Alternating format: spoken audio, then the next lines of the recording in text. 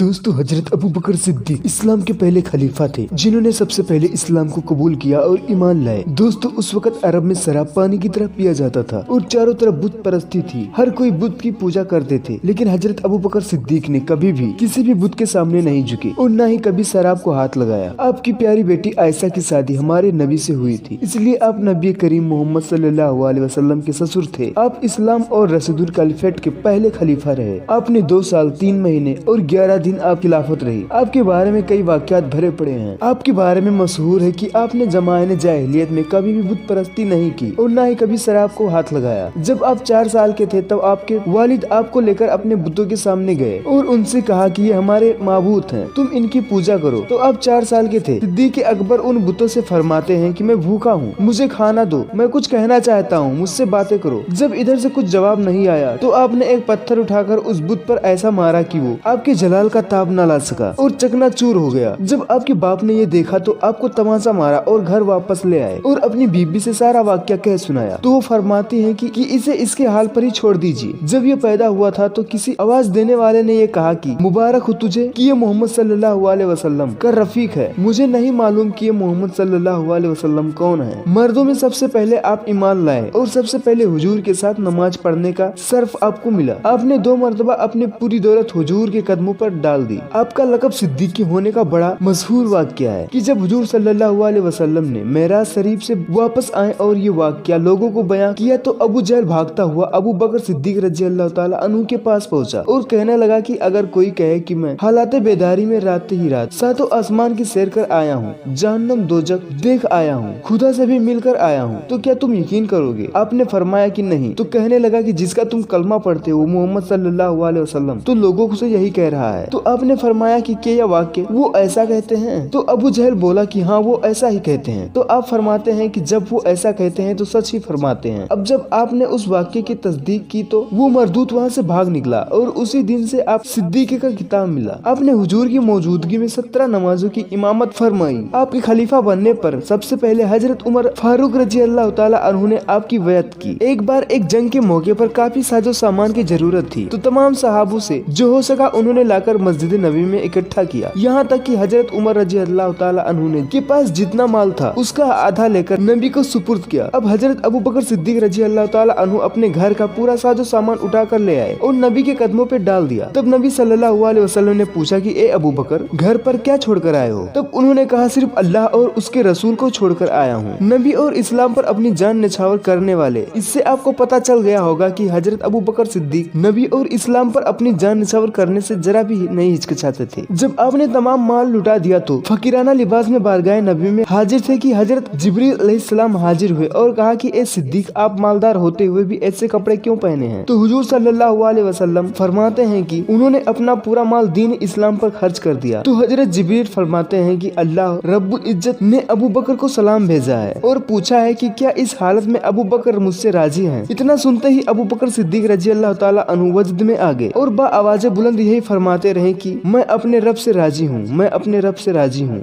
अल्लाह की क्या शान है। आपका और मौला अली का हालत जनाबत में भी मस्जिद में जाना जायज था। आपकी उम्र 63 साल हुई। आपकी नमाज जनाजा उम्र हजरत फारूक रजी अल्लाह ताला अन्हु ने पढ़ाई और खुद हुजूर सल्लल्लाहु अलैहि वसल्लम की इजाजत से आपको उन्हीं के पहलू में दफन किया गया। ये आपकी शान और अजमत है। दोस्तों, ये छोटी सी वीडियो आपको पसंद आई हो तो इस वीडियो को एक लाइक कीजिए और हमारे इस चैनल को एक सब्सक्राइब करना मत भूलिएगा।